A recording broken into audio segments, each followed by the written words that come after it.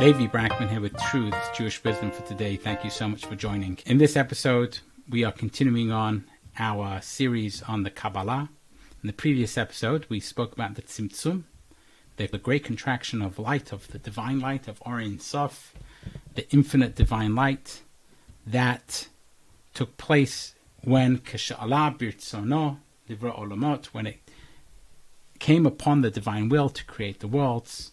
Then at that point, in order for there to be space for the worlds to be created in, the divine contracted its light in order to leave an empty space.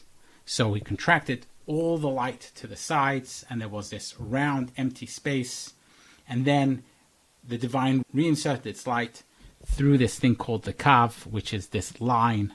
And we discussed what then happened. There was a creation of these Sefirot, of these attributes of the divine, and we discussed whether they were in straight lines or whether they were in circles, whether they were igulim or whether they were yosher. And this was the discussion that we had. But when God wanted to create the universe, he contracted his divine light, and that contraction happened in a way that there was a circle of empty space where there was no divine light, and that allowed for the space for other to be created, for creations.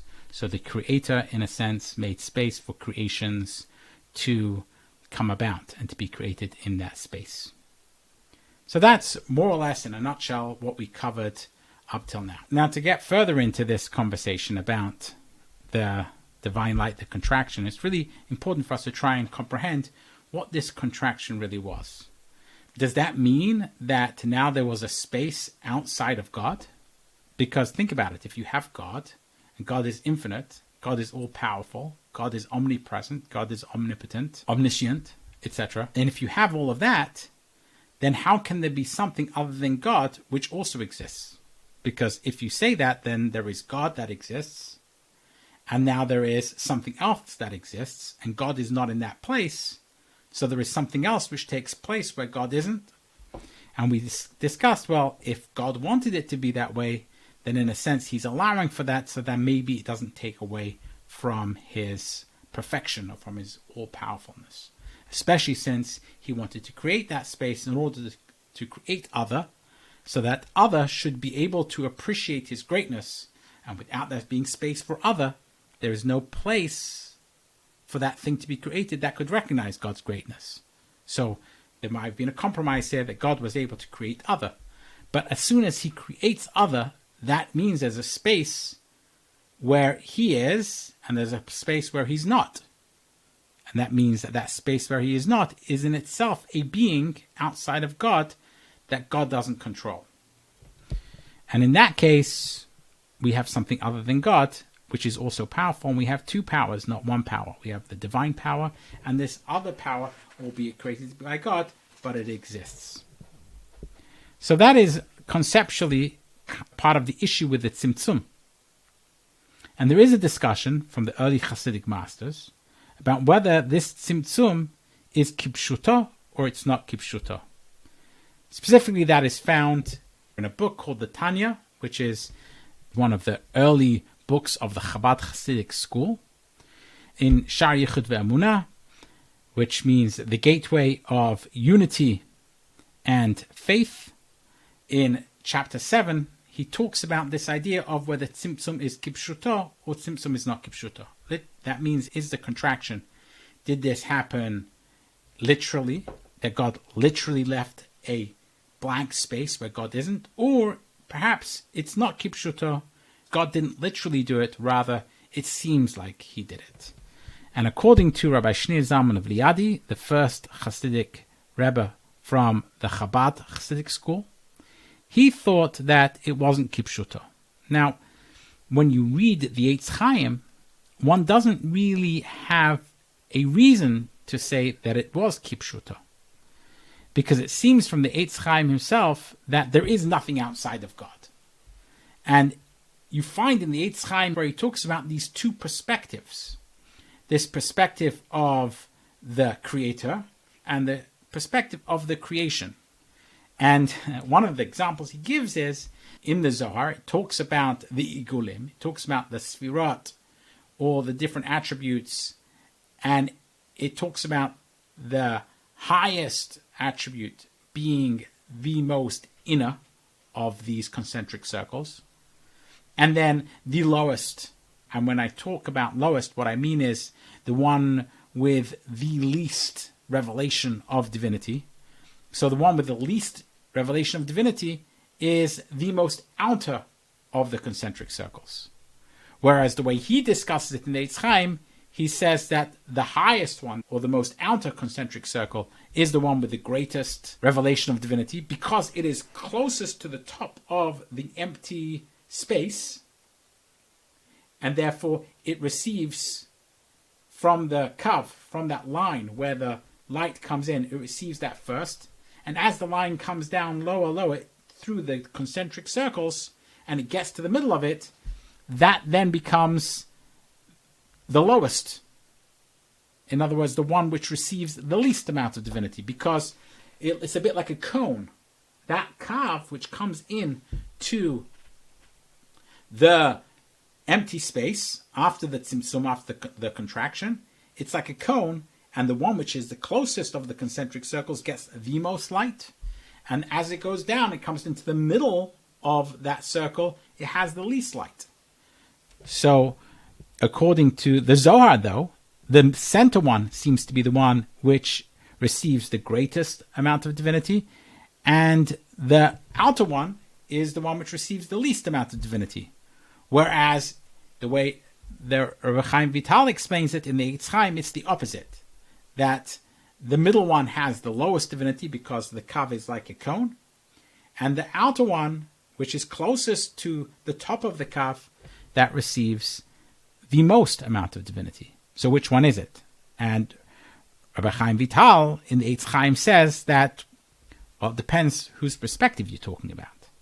If you're talking about the perspective of the divine, then the inner one is the one which has the most receptivity of the divine, because that's considered to be the most inner of it. Whereas if you're considering it from the perspective of the creations, then it's the opposite. That the inner one is the one which has the least revelation of the divine energy.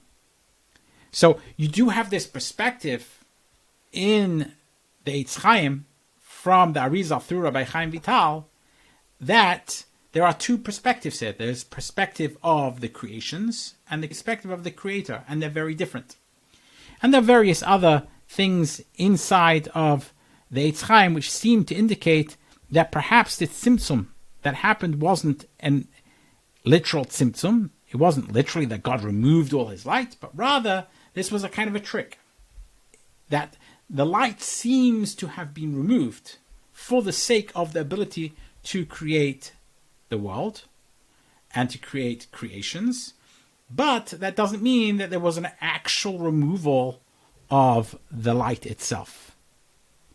What's at stake here is, according to Rabbi Shneur Zalman Liadi, is whether there is such a thing as a space which is totally devoid of the divine. If you argue that this Tzimtzum happened, literally, that God withdrew his light, then when you get to the lowest spot of the worlds, where there is zero revelation of divinity, there really is no God there. So this idea that exists, that there could be a situation where God is totally devoid, God doesn't exist there at all, if you take the idea of Tzimtzum being kipshuto, the contraction happened literally, then what happens is that there's no light at all. Then God reintroduces his light. In other words, when you have the Tzimtzum, God contracts all his light from this circle. He reintroduces the light with the kav, with this line. That line comes down in a cone. It keeps coming down until eventually it hits the end of the cone and there is no more light coming out of it. And that is the physical realm, where we don't see God. If you were living in a higher realm, if you were more connected with the divine because you were in a higher world or in a higher spiritual realm, then you would feel divinity because the light which came through the kav, through this cone-shaped line is more in revelation, and therefore you would feel the divine. But as you get lower and lower, and you come to the end of the cone, then the divine is felt less and less, because it's less and less revelation, until you end up in a situation where there's no revelation. And here in the universe, the physical universe, where we don't feel God at all. And according to those who would argue that Tzimtzum is kipshuto, that the contraction happened literally, there's a reason why you don't feel the divine at all. And that's because there is no divine. This is the space where it's actually the emptiest. There's no divine here at all. And therefore, you don't feel the divine. And therefore, in this world, there's no divine. There's no God. And a lot of the Kabbalists don't like that idea. They prefer to say there is God. It's just that God is like an optical illusion. The fact that we don't see God, the fact that we don't feel God, that's an optical illusion. It's God doing something. That Tzimtzum is just God doing something in a way that makes sure that he's not felt by creations. But from the God perspective, he's felt. He is there. God never, from his perspective, contracted his light. He only did this optical illusion, so to speak, in a way that the creations wouldn't feel it, so they could be space for creations, and that creations could feel that they are a separate being from the divine, albeit they're not separate at all. From the divine perspective, there was never any separation. God is still there. But from the perspective of the creations, it just feels like God isn't there. This is really an idea of pantheism. Pantheism is this idea that God is really everywhere and in everything, and everything is really God. And then there's this idea of panentheism, which is like a step back from pantheism, which says that God is everywhere, God is in everything, but not everything is God. And so this is really what those who are of the opinion that Tzimtzum is not kipshuto, that this contraction didn't literally happen, they're really panentheists. And what they're saying is that not everything is God, but God is everything. What does that mean? That it means that while on the one hand, there was a Tzimtzum, that from the perspective of the human, from the perspective of the creation, it feels as if it exists on its own without God. Because that feels that way, you can't say that that thing is God, because it feels like it's separate from God.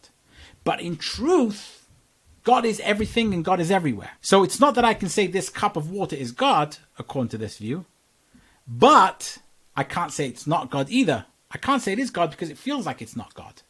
But since God is everywhere and God is everything, therefore, in a sense, it's God.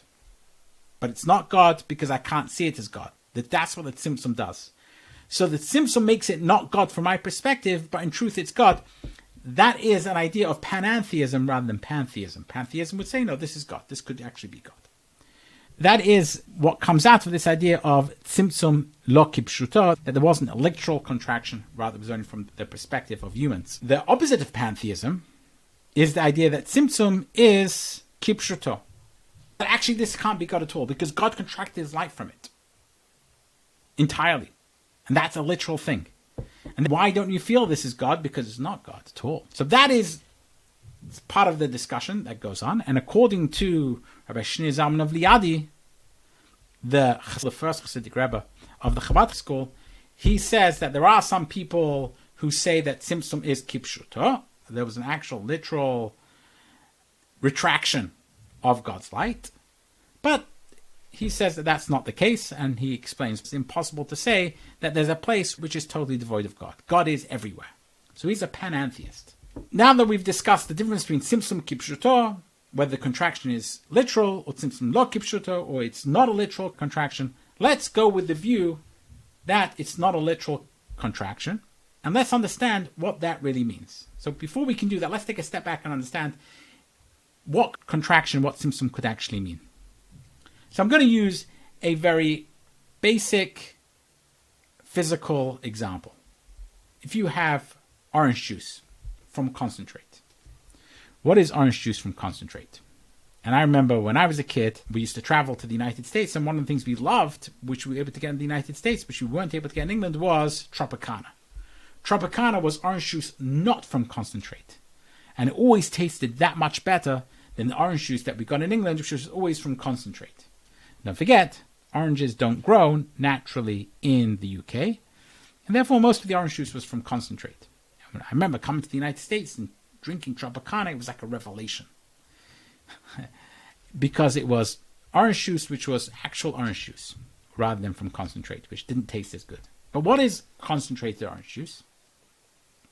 It is orange juice, and it is basically removing some of the water from it, taking it into its concentrated form, and then at some point it gets reconstituted with water, and then it's back into its state that it was before. As a matter of fact, you can actually buy very concentrated orange juice. You put it in the freezer and you take it out, and then you add water to it, and it tastes like orange juice again. So, and there are a lot of things that you have in their concentrated form. And what really that means is that you took the thing itself, you removed some of the liquid from it, and you bring it down into its concentrated form. So you can understand what Tzimtzum is. Tzimtzum is the idea that you have the Ein Sof, you have the divine light. And within the divine light, there's and then there's Etzem. So there's light, and then there's the Etzem, which is the essence of the light. And the Kabbalists talk about this. So you have the light, and then you have the essence of the light. Now, when the light is shining, and it's in its essence, the essence is everywhere. The light is shining. The light is, if you like, a manifestation of the essence. The essence itself is not something which can be described in any sense whatsoever. There's no way to describe essence. But there is this thing called which is the light, which is given off from the essence, and that can be described in some kind of sense. So the contraction is, in a sense, taking the away from the essence. So essence is still there. It's just the light which is not shining anymore.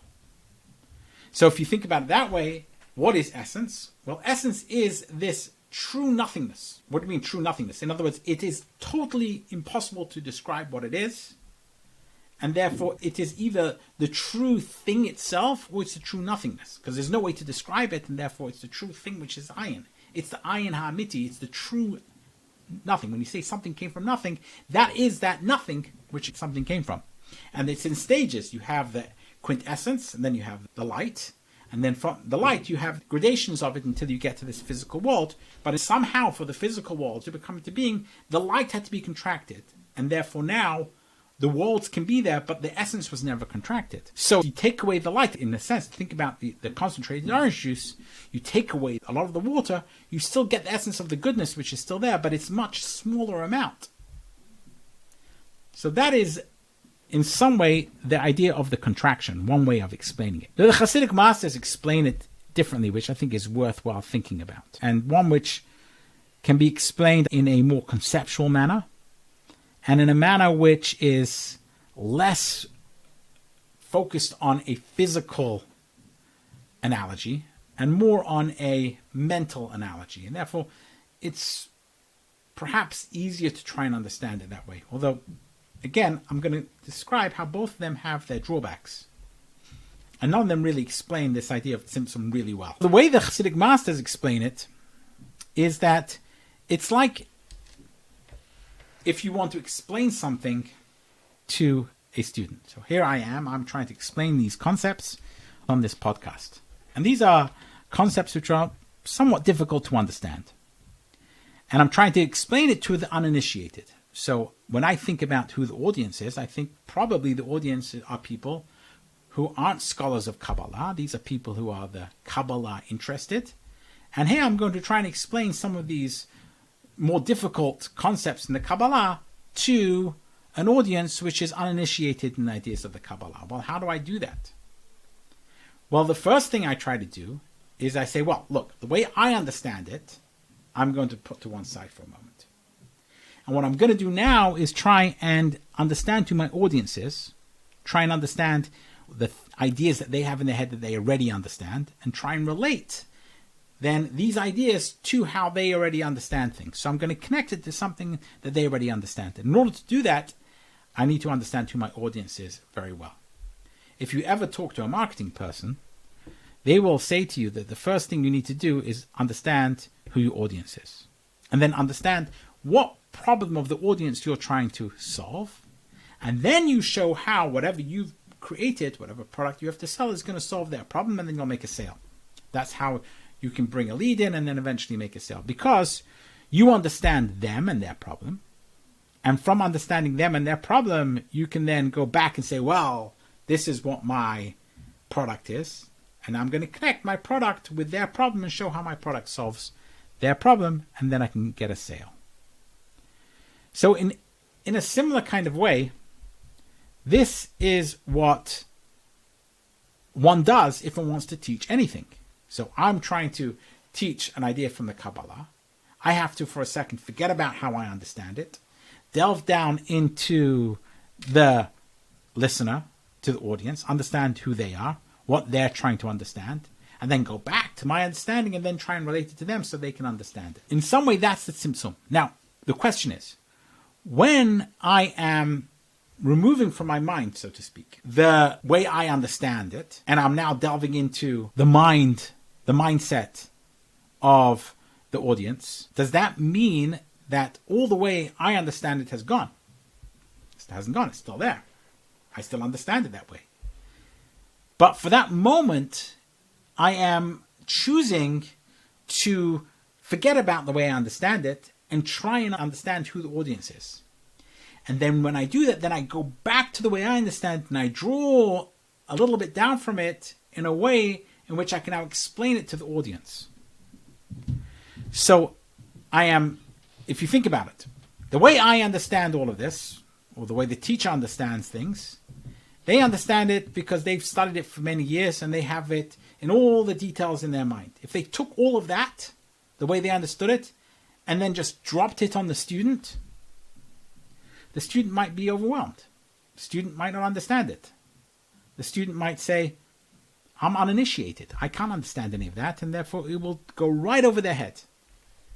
So you can't take the way the teacher understands it in all of its details and just take that and drop it onto the uninitiated student, because it's just going to go right over his head and he's not going to understand it. So what you do is you do a Tzimtzum. You say, okay, one sec, let me forget how I understand it. Okay, now I've removed that. That is the Tzimtzum, that's the contraction. Now there's an empty space. The space now for me to go and understand how the student and how the audience understands things. What are the things that they know? And now I've delved down there. So I've removed the way my understanding for a moment. I've delved into the audience and understand who the audience is. Now I go back to how I understood it, and I draw from that just enough in order for the student to be able to understand it. Now the student can understand it. Now in that sense, since they're uninitiated, they don't have a lot of Kabbalistic background, so they might not yet understand it from that explanation in the same way the teacher understands it. But they will have some kind of understanding on their level. So back to what God did. God wanted to create the universe. He needed to create space, so he took his Ein Sof, he took his light. And again, that Ein Sof, when you removed it, doesn't mean it was totally removed. It just now, it was hidden, but it was still there. Just like the teacher's understanding is still there. It's just now it seems like it's not there. Now he can understand what he wants to create. And then he can draw down through the kav, through this line, which is in a cone, enough light in order to be able to have these universes and have creations. One of the things that it's important to understand here is that I'm now explaining a bunch of things and I'm using words. Each word on its own is made up of letters, and the words then are strung together in sentences, and sentences into paragraphs, and then into chapters, and then we wouldn't call this chapter, but we're going to call it an episode. And then you have a series of episodes. And eventually, if you've listened to all the episodes together, you will get an understanding of the Kabbalah. But each letter makes up a word, and each word makes up a sentence, and each sentence makes up a paragraph, etc. And each letter on its own is just a letter. And each word on its own is just a word. And each sentence is, then it starts to make more sense. But in order for the whole thing to make sense, it needs to be constituted in such a way that the letters and words and sentences and paragraphs and chapters, etc. And when it all comes together and then someone understands it, the intelligence of it starts to come into focus. And it has a different life. It's not just letters and words and paragraphs. Rather, it's an intellectual idea, which is more than just the letters. So when you put all these letters, words, paragraphs, chapters together into a book, that book then is a intelligent concept. It's ideas. There's something there which is beyond just the letters. The letters are the vessels, when they're strung together properly, for this intelligent concept, which can have an impact. The intelligent concept can have an impact. It changes the way people think about things. It changes the way people act. Words matter, because words are more than just words. So now, let's think about this in the context of the Tzimtzum. So you have the intelligence which is associated with all these words. That is the light. Now, the letters on their own aren't really anything without the intelligence behind them. If we didn't have humans to make sense of things, now machines, we have AI, all these letters would be meaningless. They're only meaningful when they're attached to intelligence and for people who the intelligence means something. So the letters on their own aren't anything. If I remove the intelligence from the letters, they're just letters.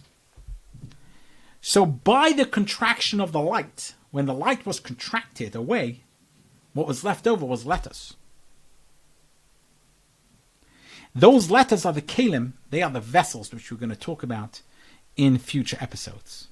Those are the vessels. In order for the vessels to come into being and come into focus, the orot, the Ein Sof, the great infinite light, need to be contracted. And what was left over was these vessels. And then you have the vessels. When the light starts to come back into them, those vessels, those words start to take on meaning again.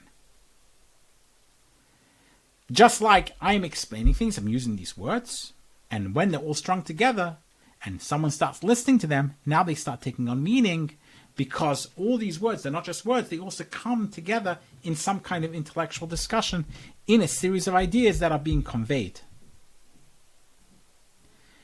So that, in a nutshell, is what the Great Contraction is and what it created. It created space for there to be these vessels so that the intelligence, the light, if you like, can come back in and can now create something which the vessels can now accept. So the vessels in some way take on a different form, and they're now created in a way in which they now accept the light, but they have a different intelligence to them because the light is much smaller. The light which is able to now create intelligences, if you like, to use the analogy, which are other, which are creation. No longer just creator, but is now creation. So in summary, we've explained what the Tzimtzum is very, very quickly, and that was a summary of the last episode. Then we went into some of the background of whether the Tzimtzum, whether the contraction was actual literal contraction or was it not literal contraction. We explained some of the philosophical ideas behind it. We explained some of the discussion or disagreement amongst it. Then we tried to give some analogy to what the Tzimtzum was, first from the idea of concentrate, and then from the idea of a teacher trying to explain something to a student, or the idea of trying to do some marketing. So you're trying to market an idea, market a product, so that the actual audience should be able to understand it. And then we went on to explain the idea of letters, and that letters could be kalim, could be the vessels, and then the orot, the light, the Ein Sof, that was the intelligence which is associated with those vessels. And you can see how they could be seemingly two separate things, but when they come together, they become very, very powerful. So this has been the second episode on the idea of Tzimtzum. Next episode, we're going to move on to talk about the kalim, the vessels, and then we'll talk about the shvirat kalim, the breaking of the vessels, and the implications of that. And that will then wrap up my series on the Kabbalah of the Ari, the Kabbalah of Rabbi Isaac Luria, through the writings of Rabbi Chaim Vital. This has been Levi Brackman with Truths, Jewish Wisdom for Today. Thank you so much for joining, and until next time.